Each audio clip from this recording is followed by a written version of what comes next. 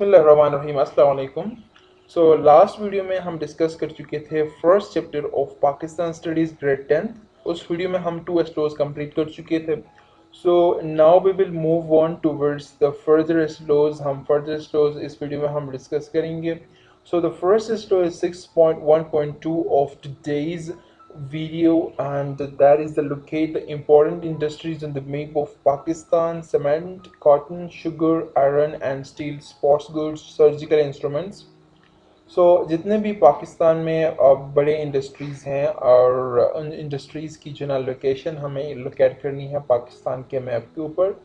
आप गूगल पे सिंपली लिखें पाकिस्तान मैप ऑफ इंडस्ट्रीज़, तो फिर उसमें आपको बहुत सारी इंडस्ट्रीज़ का जो ना आपको पता चलेगा वहाँ। सही जी। और उसमें पूरे जो ना मैप है उस मैप के ऊपर आपको cement, cotton, sugar, iron, steel, जितने भी इंडस्ट्रीज़ हैं तमाम इंडस्ट्रीज़ की लोकेशन का आपको पता चलेगा। ऐसी जो ना आपको मैप, सही जी, इस तरह का मैप आपको जो ना वहाँ दिखेगा। तो इस मैप के ज़रिए आपने लोकेशन फाइंड करनी है। This is not any important slow. इसमें से जस्ट जो ना MCQs आ सकते हैं, बट CRQs इससे नहीं आएंगे। Just 1 mark MCQ might come from this slow. Next slow is 6.1.3. This is application based slow. इस स्लो के मुताबिक हमने कुछ यूँ करना है: analyse the factors that are responsible for the setting up of an industry in a particular region. किसी भी इंडस्ट्री को हमें जो ना स्टार्ट करने के लिए या इंडस्ट्री लगाने के लिए हमें कौन से जो ना फैक्टर्स का जो ना हमें ध्यान रखना होगा या कौन से फैक्टर्स रिस्पॉन्सिबल हैं। सही जी। Analyse the factors that are responsible for the setting up, किसी भी इंडस्ट्री को सेटअप करने या उसको शुरू करने या इंडस्ट्री लगाने के लिए किसी भी रीजन में कौन सी फैक्टर्स जो ना वो ज़िम्मेदार हैं या कौन से फैक्टर्स का हमें ख्याल रखना होगा। तो analyse is the first keyword that is here at the start of this slow.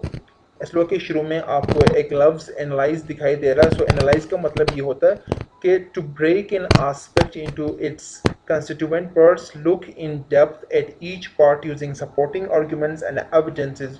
आपने करना कुछ यूँ है कि जो भी आपने करना है, सही जी, हमने करना क्या है? हमें करना ये कि हमने देखना है कि भाई किसी भी इंडस्ट्री को शुरू करने के लिए कौन से फैक्टर्स रिस्पॉन्सिबल हैं। तो उन फैक्टर्स को हमें क्या करना है, डेप्थ में देखना है। सही जी। और हमने ये भी बतानी है कि उस फैक्टर की वजह से कैसे इंडस्ट्री की प्रॉफिट में जो ना इंक्रीजमेंट आ सकती है, वो भी हमने सपोर्टिंग आर्ग्यूमेंट्स में देनी है। सही जी। हमने बात की कि हमें करना यूँ है कि हमें फैक्टर्स जो ना तलाश करनी है कि कौन कौन से फैक्टर्स का हमें जो ना ख्याल रखना होगा या कौन से फैक्टर्स रिस्पॉन्सिबल हैं किसी भी इंडस्ट्री की जो ना सेटअप में। सही जी। तो उन फैक्टर्स का जो ना कैसे हमारी जो इंडस्ट्री है उस इंडस्ट्री की प्रॉफिट में कैसे इंक्रीजमेंट आ सकती है, उन फैक्टर्स की वजह से वो भी हमें क्या करना है, डेप्थ में देखना है। सही जी। हम सबसे पहले जैसे कुछ हम फैक्टर्स होंगे, for example factor A, factor B and factor C. सही जी। किसी भी इंडस्ट्री को सेटअप लगाने के लिए किसी भी रीजन में सपोज करते हैं 3 फैक्टर्स जिम्मेदार हैं। तो ये तीनों factors, how, impact, supporting argument, इन तीनों चीज़ों का हमें ख्याल रखना होगा जब भी हम फैक्टर्स को स्टडी करेंगे। तो एनालाइज का मतलब ये होता है कि आप जो भी फैक्टर्स स्टडी करते हैं, how these factors, right, A B C, जितने भी फैक्टर्स आपने जो ना सेलेक्ट किए हैं, ये फैक्टर्स कैसे जो ना ज़िम्मेदार हैं किसी भी इंडस्ट्री को किसी पर्टिकुलर रीजन में लगाने के लिए या किसी इंडस्ट्री को शुरू करने के लिए ये फैक्टर्स कैसे ज़िम्मेदार हैं। हाउ एंड इम्पैक्ट, इस फैक्टर का क्या इम्पैक्ट होगा। And third is supporting argument, आपने ये सपोर्टिंग आर्गुमेंट्स देनी है कि जो ना वो कैसे जो है लाइक ज़िम्मेदार हैं किसी भी इंडस्ट्री को लगाने के लिए, right. So this is how you will study this slow. Analyse का मतलब ये होता है कि आप फैक्टर्स को देखेंगे और फैक्टर्स कैसे जो ना जिम्मेदार हैं और उसके अलावा उनका क्या इम्पैक्ट पड़ने वाला है उस इंडस्ट्री पे जब हम इंडस्ट्री रन करेंगे। सही जी। तो फैक्टर्स सच इज, अभी हम कुछ फैक्टर्स आपके सामने रख चुके हैं।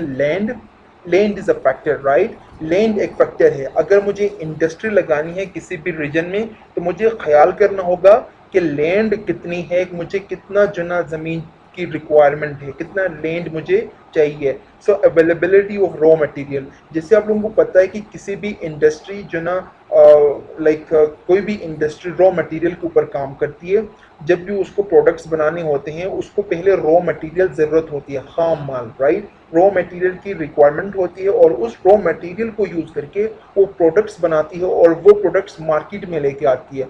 तो मुझे देखना होगा जिस भी रीजन में मैं इंडस्ट्री लगाता हूँ तो उस रीजन में क्या रॉ मटेरियल की अवेलेबिलिटी है। अगर रॉ मटेरियल की अवेलेबिलिटी नहीं है तो मुझे उस रीजन में इंडस्ट्री लगाने की इतनी ज़रूरत नहीं है भाई, क्योंकि रॉ मटेरियल अवेलेबल नहीं है तो मैं प्रोडक्ट्स कैसे बनाऊँ। सही जी। तो रॉ मटेरियल अगर आसानी से अवेलेबल है तो मैं क्या करूँगा, इंडस्ट्री लगाऊंगा, बिकॉज रॉ मटेरियल अवेलेबिलिटी का जो ये फैक्टर है बहुत इंपॉर्टेंट है। And the third is energy supplied. क्या उस इलाके में एनर्जी की सप्लाइड है, लाइट का कोई मसला तो नहीं है, राइट। अगर लाइट का मसला, एनर्जी का कोई मसला है, पानी और उसके अलावा लाइट हो गया, इलेक्ट्रिसिटी सही, अगर इन चीज़ों का वहाँ कोई प्रॉब्लम है, इशू है, तो मैं अपना इंडस्ट्री वहाँ नहीं लगाऊंगा, बिकॉज मेरा इंडस्ट्री लॉस में चला जाएगा। मुझे ज़्यादा जो ना लाइक जनरेटर के लिए मुझे फिर ऑयल उसमें स्पेंड करना होगा। अगर इलेक्ट्रिसिटी 24 आवर्स अवेलेबल नहीं है तो मुझे जनरेटर्स जो ना जनरेटर के ज़रिए एनर्जी मुझे जनरेट करनी होगी। तो मुझे जनरेटर के ज़रिए एनर्जी जनरेट करने के लिए मुझे ज़्यादा फ्यूल की रिक्वायरमेंट है। तो मुझे ज़्यादा फ्यूल की रिक्वायरमेंट होगी तो वो मेरा इंडस्ट्री का लॉस है। तो इसलिए मुझे ये जो ना कंसीडर करना है कि उस इलाके में क्या एनर्जी सप्लाई है, इलेक्ट्रिसिटी है, वाटर है। अगर नहीं है तो फिर मुझे इंडस्ट्री लगाने की, मतलब वो जो भी जगह मैं सेलेक्ट कर रहा हूँ वो उस जगह में अगर एनर्जी की सप्लाईमेंट नहीं है तो मैं वहाँ इंडस्ट्री नहीं लगाऊंगा, बिकॉज इंडस्ट्री लगाने के लिए मुझे रिक्वायरमेंट है एनर्जी सप्लाइड की। सही जी। इंडस्ट्री लगाने के लिए मुझे एनर्जी का होना मेरे लिए बहुत इंपॉर्टेंट है, क्योंकि मेरी इंडस्ट्री में बहुत सारे मशीनें हैं जो कि इलेक्ट्रिसिटी के ज़रिए चलती हैं। तो उनको चलाने के लिए मुझे इलेक्ट्रिसिटी की रिक्वायरमेंट है। तो फिर अगर मुझे इलेक्ट्रिसिटी चाहिए उन मशीनों को चलाने के लिए तो उस जगह में मैं इंडस्ट्री लगाऊंगा जहाँ पे एनर्जी सप्लाईमेंट है, जहाँ पे इलेक्ट्रिसिटी की कोई इशू नहीं है, तो मैं वहाँ जाके मैं अपना इंडस्ट्री लगाऊंगा। And the fourth factor is developed infrastructure etcetera. मेरा जो इंफ्रास्ट्रक्चर है, फॉर एग्जांपल आप इंडस्ट्री आपकी जो ना ऊपर लैंड भी है, रॉ मटेरियल भी है, एनर्जी सप्लाइड भी है।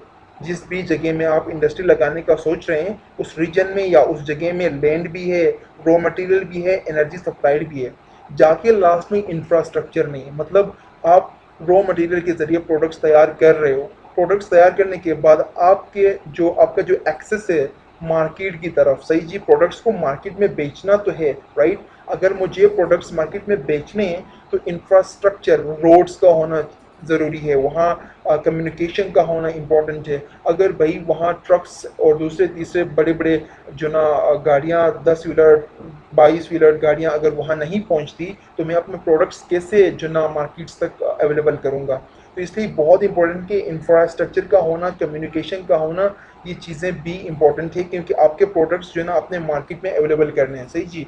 तो मार्केट्स तक आपकी रसाई इज़ वेरी इंपॉर्टेंट। जब तक आपकी इजी एक्सेस नहीं होगी, आप ट्रांसपोर्ट इजीली नहीं कर पाएंगे, तो फिर मतलब ये है कि आपके प्रोडक्ट्स सही नहीं बिकेंगे, या आपकी जो प्रोडक्ट्स हैं वो मार्केट तक पहुंचने में काफ़ी देर लगेगी, या उन प्रोडक्ट्स का मार्केट तक पहुंचने में ज़्यादा आपको पैसे लगाने होंगे। सही जी। आपकी इंडस्ट्री और आपके मार्केट के दरमियान जो फासला है उसको भी देखना है। रोड्स हैं, क्या क्लियर रोड्स हैं, आपकी बड़े बड़े गाड़ियाँ वहाँ आ सकती हैं, इंडस्ट्री तक आ सकती हैं, तो मतलब ये भी एक इम्पोर्टेंट फैक्टर है जिनका मुझे ख्याल रखना है। उसके अलावा यहाँ और भी चीज़ें हैं, raw material, labour, capital, market, transport, land, power. जितने भी जो ना ये फैक्टर्स हैं ये बहुत अहम फैक्टर्स हैं, ये रिस्पॉन्सिबल है। आप ये रिस्पॉन्सिबल हैं कि किसी भी इंडस्ट्री को किसी जगह में अपने अगर आपने इंडस्ट्री लगानी है, किसी जगह में अगर आपने इंडस्ट्री लगानी है तो इन फैक्टर्स का आपने ख्याल रखना, and then you will go further. सही जी। ये कुछ लिखा हुआ भाई, अवेलेबिलिटी ऑफ रॉ मटेरियल, ये लिखा हुआ है आपके स्क्रीन पे, आप ये रीड करें। बाकी मैं बहुत सारा डिस्कस कर चुका हूँ रॉ मटेरियल के हवाले से, अवेलेबिलिटी ऑफ वाटर के हवाले से भी लिखा हुआ है, and the third is transportation के हवाले से लिखा हुआ है, and then raw material, labour, capital, power, market, it's almost everything is clear. मैं एक दफ़ा रीड करता हूँ। Raw material, availability of raw material is very important for the location as it is one of the basic input requirement. Labor industries depend a lot on cheap labor, so it prefers a location which is highly populated, Capital cost and quality of the capital are essential as it is one of the biggest investment of an industry. Power, the equipments and machinery depends completely on constant supply of power. Markets, a nearby marketplace makes it much easier to sell good produced and reduces transportation cost, right?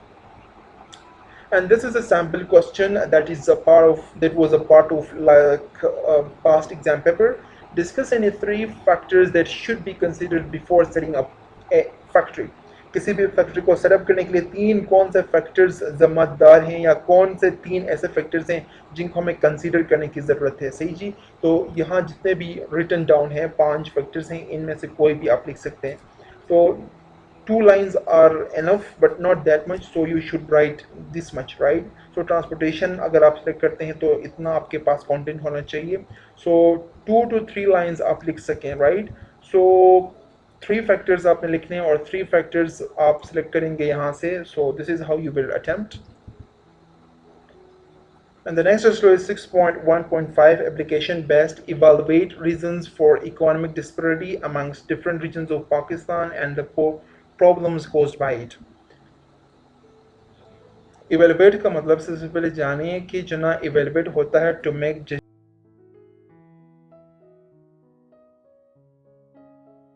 If you like the video, hit the like button, and any feedback, any question, feel free to ask in the comment section. Thank you very much.